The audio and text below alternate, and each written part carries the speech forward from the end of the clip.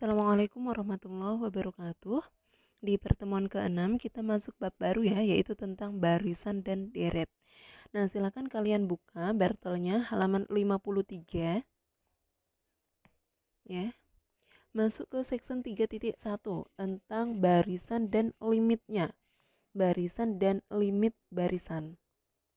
Nah, di sana ya, suatu barisan di himpunan S adalah suatu fungsi di mana domainnya ini adalah himpunan bilangan asli dan daerah hasilnya itu termuat di himpunan S. Itu ya, suatu fungsi yang domainnya ini himpunan bilangan asli dan daerah hasilnya itu termuat di himpunan S. Jadi kita bisa mendefinisikan apa yang dinamakan dengan barisan bilangan real. Nah, kita masuk ke definisi 3.1.1 ya. Nah, barisan bilangan real itu adalah suatu fungsi yang didefinisikan dari himpunan bilangan asli ke himpunan bilangan real. Atau kita notasikan seperti ini ya. X ya, ini adalah suatu fungsi dari himpunan bilangan asli ke himpunan bilangan real. Nah, jadi domainnya itu isinya adalah 1, 2, 3, 4, 5 dan seterusnya ya. Anggota dari himpunan bilangan asli. Nah, hasil pemetaannya ya. Hasil di pemetaannya adalah X1. Kemudian 2, hasil pemetaannya adalah X2 dan seterusnya. Jadi X1, X2, X3 dan seterusnya itu merupakan nilai fungsi. Kemudian notasi dari barisan ya bisa dinotasikan dengan X besar atau dalam kurung XN atau ini dalam kurung XN di mana N-nya ini elemen dari himpunan bilangan asli. Jadi ini misalkan ya barisan X ya. Ini isinya adalah ini ya hasil dari pemetaannya berarti X1, X2, X3 dan seterusnya gitu. Jadi barisan di sini ada ini ya titik-titiknya dan seterusnya. Ya kan? Nah, ini. Atau bisa kita tuliskan seperti ini. Dalam kurung XN ya. Kalau ini X besar ya, tapi kalau yang ini adalah X kecil. X kecil, N-nya indeks. Nah, ini.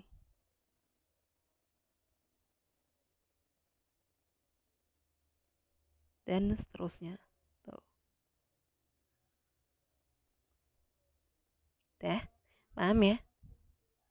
Nah, di sini diberikan contohnya ya. Contoh yang pertama, X adalah suatu barisan dari setengah, seperempat, seperenam, seperdelapan, seperenam-belas, dan seterusnya. Nah, ketika kita melihat polanya, barisan ini kita bisa tuliskan sebagai barisan dari 1/2n, di mana n-nya ini elemen dari bilangan asli. Gitu. Ya kan? Kalau n-nya 1 kan berarti setengah. Kalau n-nya 2, seperempat. Kalau n-nya 3, berarti seperenam. Ya kan? Nah, gitu. Jadi di sini ya, ini adalah X1-nya. Ini X1-nya, ini adalah X2-nya, X3-nya, X4-nya, dan seterusnya. Gitu. Nah, contoh yang kedua adalah barisan bilangan konstan. Di sini adalah barisan bilangan konstan B. Berarti isinya adalah B, B, B, B, B, B, dan seterusnya. Gitu. Tiap suku-sukunya adalah B. Kemudian yang ketiga adalah barisan bilangan genap. Kita bisa tuliskan ya, itu barisan dari 2n, di mana n-nya adalah elemen dari himpunan bilangan asli. Nah, ini kita juga bisa tuliskan sebagai berikut. X1-nya kita definisikan 2. Kemudian xn plus 1-nya didefinisikan xn ditambah 2 untuk n yang lebih dari atau sama dengan 1. Jadi kalau n-nya 1, berarti kan x dari 1 tambah 1, x2 ya. Berarti x2-nya itu sama dengan berapa? Xn tadi 1 ya. X1-nya berapa? 2. Ini. Nah, saya tuliskan terlebih dahulu. Nah, ini kan ya. Berarti ini sama dengan berapa? 2 ditambah 2. Berarti X2-nya adalah 4.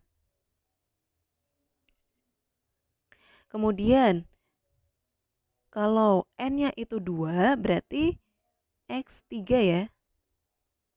Ya kan? Nah, ini sama dengan berapa? Xn. Berarti kan kita butuh X2. Ya kan? Berarti X2 ditambah 2. Nah, X2-nya tadi berapa? 4. 4 ditambah 2. Berarti sama dengan 6. Tuh. Nah, dari sini kita tahu ya, kalau kita mau mencari X4, berarti kita butuh X3. Kalau kita mencari X100, berarti kita butuh X99. Gitu.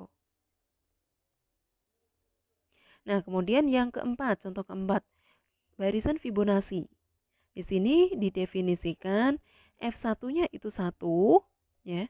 F2-nya itu 1 dan Fn plus 1-nya itu Fn-1 ditambah Fn untuk n lebih dari atau sama dengan 2.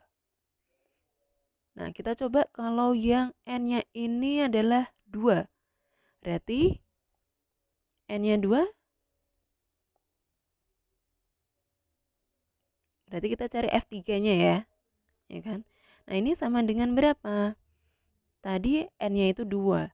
2 dikurangi 1 berarti 1. Berarti di sini adalah F3 itu sama dengan F1 ditambah dengan F2. Nah, F1-nya berapa? F1-nya 1, F2-nya 1. Berarti sama dengan 2. Jadi F3-nya adalah 2.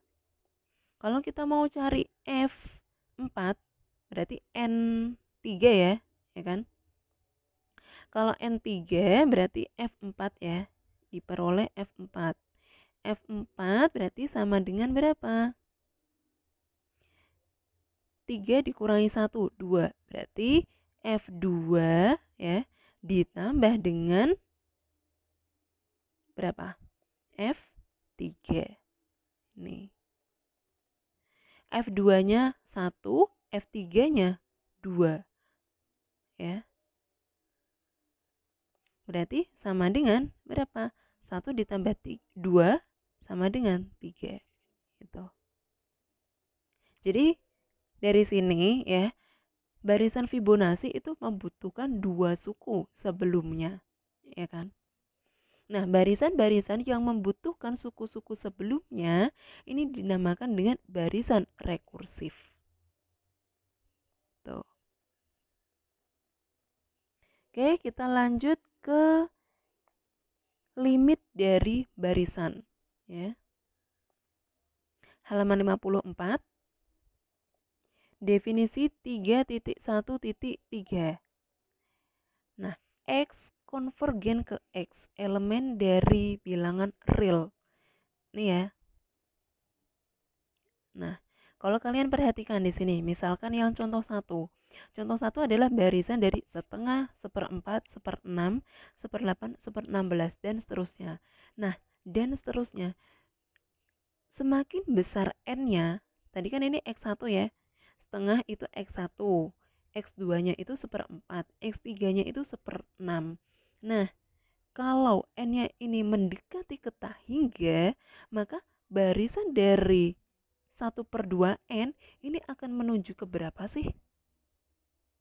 Benar, dia akan menuju ke 0 gitu. Ya. Jadi di sini ya, setengah, 1/4, 1/6, 1/8, 1/16, pasti kan 1/32, 1/64, 1/128, 1/256 dan seterusnya ya. Ya kan? Nah, semakin n-nya ini menuju ke tak hingga, maka suku-suku selanjutnya itu akan mendekati ke 0. Gitu. Jadi di sini mendekati ya, itu berarti konvergen. Nah, akan dibahas di sini. X konvergen ke X elemen dari bilangan real. Tadi kan kita menduga kalau barisan 1/2n itu menuju ke 0 ya. Nah, dengan kata lain barisan 1/2n itu konvergen ke 0. Nah, kita bisa katakan seperti itu. 0 himpunan dari bilangan real, ya kan? Anggota dari himpunan bilangan real. Nah, di sini diberikan definisi 3.1.3. X konvergen ke X elemen dari bilangan real ya, itu ekuivalen dengan mengatakan bahwa X adalah limit dari barisan X. Gitu. Jadi tadi ya, 0 itu adalah limit dari barisan 1/2n. Nah, kalimat X konvergen ke X atau X adalah limit dari barisan X itu bisa kita tuliskan seperti ini ya. Nah, ini. Limit dari X besar itu sama dengan X kecil. Atau bisa juga seperti ini ya. Atau ini juga bisa. Limit dari X itu sama dengan X. Atau ini, limit dari barisan X di mana n-nya ini menuju ke tak hingga itu sama dengan X. Atau bisa juga ini ya. Xn konvergen ke X. Nah, X konvergen ke X atau X itu adalah limit dari barisan X itu jika apa? Jika memenuhi ini. Untuk setiap epsilon lebih dari 0, terdapat K epsilon elemen dari bilangan n ya, elemen dari bilangan asli, sedemikian sehingga untuk setiap n yang lebih besar atau sama dengan K epsilon itu berlaku mutlak xn dikurangi x itu kurang dari epsilon. Nih ya. Kalian harus hafal.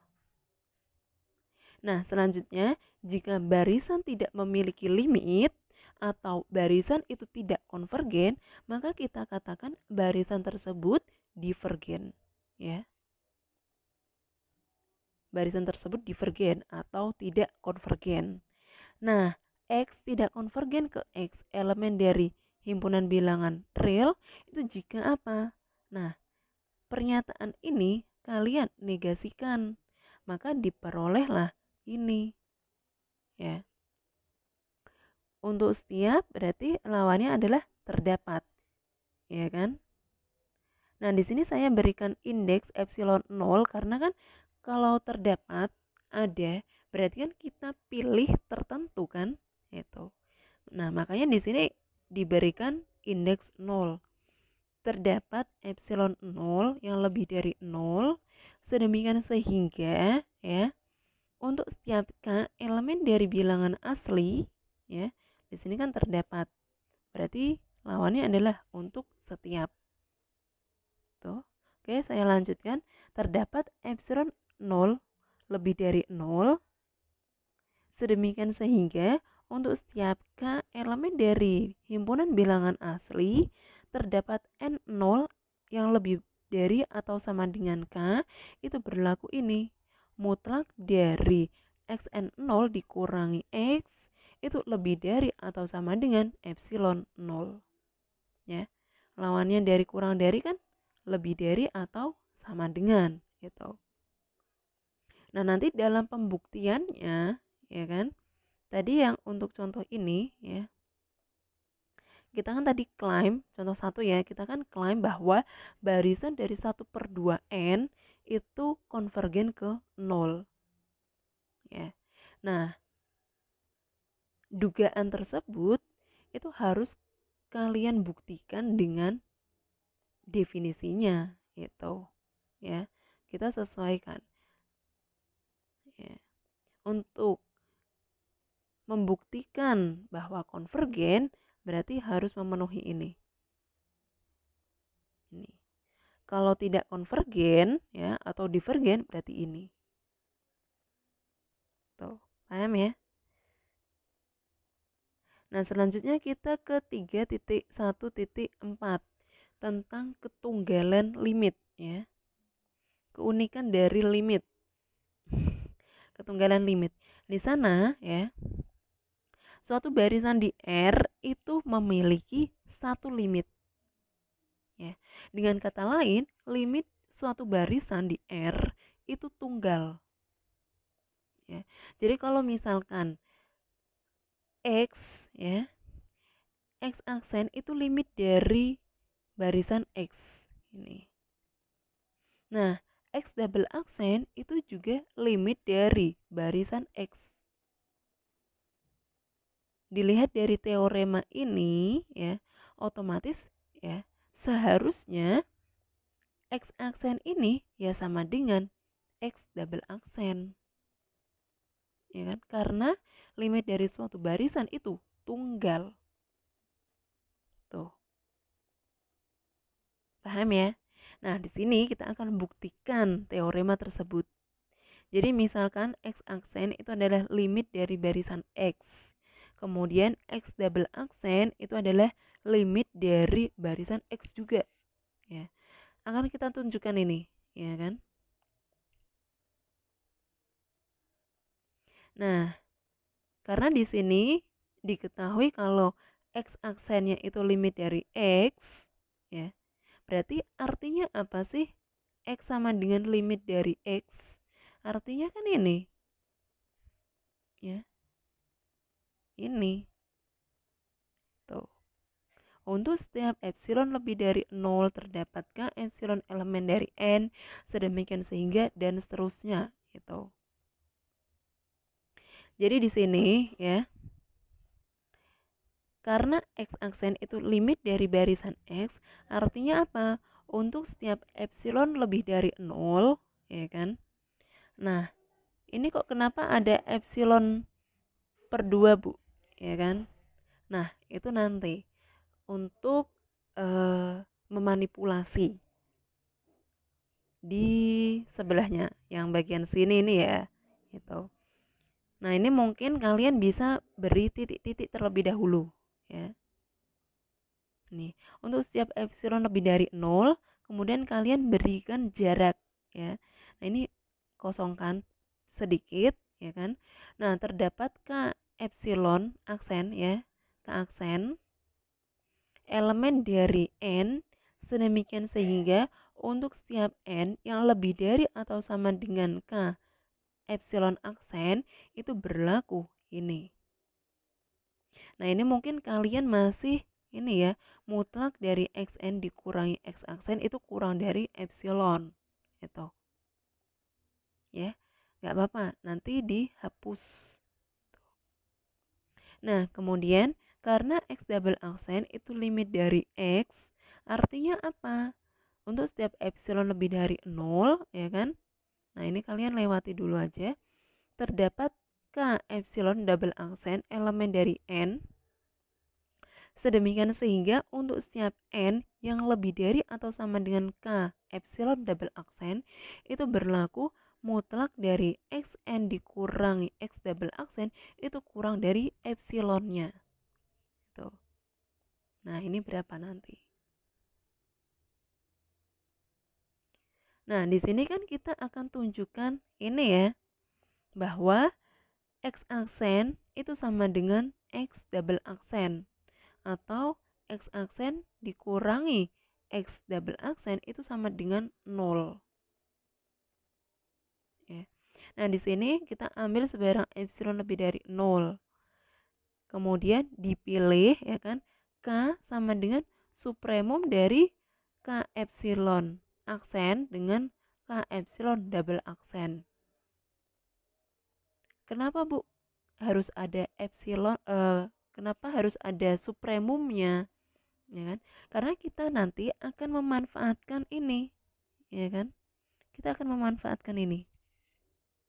Tuh. Nah, di sini kan sebelumnya kan kalian ambil K epsilon kan. Nah, berlaku ini ya. Berlaku ini itu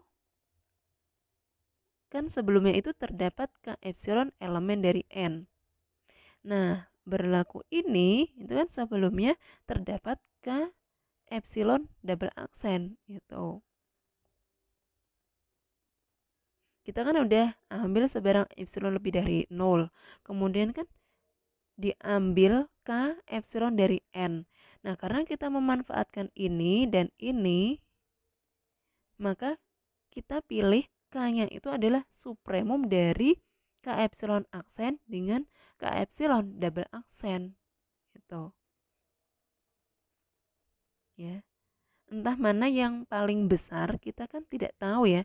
Makanya di sini kita tuliskan supremum gitu. Atau dipilih K-nya adalah maksimum. Itu juga bisa. Nah, sedemikian sehingga untuk setiap N yang lebih dari atau sama dengan K, itu berlaku ini. Ya. Kita akan tunjukkan bahwa mutlak dari X aksen dikurangi X double aksen itu kurang dari epsilon. Gitu. Ya kan? Nah, ini itu kan kita bisa tuliskan seperti ini. Dengan memanipulasi, mengurangi XN dan menambahkan XN. Kemudian dengan ketidaksamaan segitiga ya, maka ini itu kan nilainya itu kurang dari atau sama dengan mutlak dari xn aksen dikurangi xn ditambah dengan xn dikurangi x double aksen. Ya kan? Oh, iya. Yeah. Ini maaf ya. Di sini nih seharusnya X aksen saja ya. Ya kan? Karena ini X aksen dikurangi X double aksen. Berarti ini mutlak dari X aksen dikurangi XN ditambah XN dikurangi X double aksen. Nah, ini juga ya. Ini kita hapus N-nya. Terus ini berarti yang ini. Ya. Yang ini. Tuh. Dah. Tuh ya. Nah, dengan ketaksamaan segitiga maka diperolehlah mutlak dari X aksen dikurangi XN ditambah mutlak XN dikurangi X double aksen. Nah, ini kan sama dengan ini ya. Ini itu kan kurang dari epsilon. Nah, karena kan tujuannya kita itu adalah ini ya. Ini itu kurang dari epsilon. Sehingga kalau misalkan ini ya, itu kurang dari epsilon, ini juga kurang dari epsilon, nanti kan hasilnya adalah mutlak dari X aksen dikurangi X double aksen itu kurang dari 2 epsilon. Padahal kita pengennya itu jadinya adalah kurang dari epsilon. Sehingga ya, mutlak ini ya, mutlak xn dikurangi x aksen itu haruslah kurang dari epsilon per 2. Demikian juga untuk mutlak xn dikurangi x double aksen itu kurang dari epsilon per 2. Nah, makanya ya, di bagian ini yang kalian kosongi itu berikan epsilon per 2 lebih dari 0. Ini juga gitu. Ya. Maka diperolehlah mutlak x aksen dikurangi x double aksen itu kurang dari epsilon. Ya kan? Tuh, nah diperoleh ini. Nah, kita tahu bahwa nilai dari mutlak ya kan? Itu kan selalu lebih dari atau sama dengan 0. Berarti kita bisa tuliskan seperti ini. 0 kurang dari atau sama dengan mutlak dari X aksen dikurangi X double aksen kurang dari epsilon. Ya kan? Nah, sementara epsilon itu kan lebih dari 0.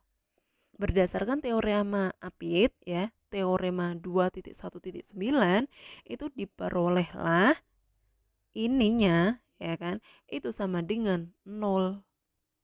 Diperoleh mutlak dari X aksen dikurangi X double aksen itu sama dengan 0. Nah, ini kan sama dengan ini, ya kan? Ekuivalen dengan ini dan ini ya, kita bisa tuliskan X aksen itu sama dengan X double aksen. Ya kan? Berarti kan ini itu sama. Jadi limit dari suatu barisan itu tunggal. Nah, itu.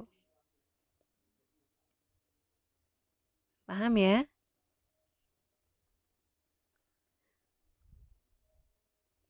Nah, selanjutnya kita masuk ke teorema 3.1.5.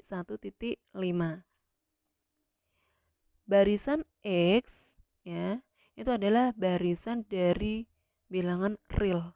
Dan misalkan X kecil itu adalah elemen di himpunan bilangan real ya. Maka pernyataan A, B, C, D ini ekuivalen ya. X konvergen ke X. Ya kan? Nah, ini ekuivalen dengan B. Gitu. Nah, A itu ekuivalen B. Kenapa? Ya kan? Ini kan adalah yang B merupakan definisinya. X konvergen ke X, definisinya kan ini yang B. Gitu. Ya kan? Nah, di sini kan nih ya, untuk setiap epsilon lebih dari 0 terdapat K ya. Sedemikian sehingga untuk setiap N yang lebih dari atau sama dengan K, maka mutlak dari Xn dikurangi X itu kurang dari epsilon gitu. Nah, ini ya kan, itu kan kita bisa tuliskan gimana? Negatif epsilon ini kurang dari apa? Xn dikurangi X kurang dari epsilon. Ya kan? Nah, untuk tiap-tiap ruasnya di sini saya tambahkan dengan X. Berarti diperoleh apa? Nah, diperoleh ini. Itu. Ya kan? Di sini ya, saya tambahkan dengan X, berarti kan X dikurangi epsilon kurang dari Xn ya, kurang dari X ditambah epsilon gitu. Ya. Nah, selanjutnya berarti ini deh ekuivalen ya, gitu. Kemudian C ke D, gitu. Ini ya, X kurang X dikurangi epsilon kurang dari Xn kurang dari X plus epsilon, itu kan kita bisa tuliskan gimana? Xn ya kan, itu kan elemen dari berapa sampai berapa?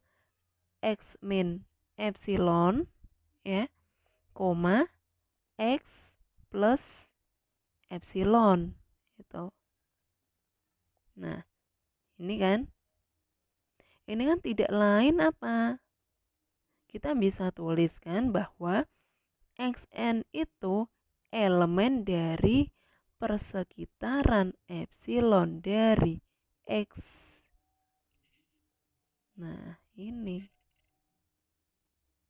Ya, itu. Nah, jadi A, B, C, D ini dia saling ekuivalen. Tuh.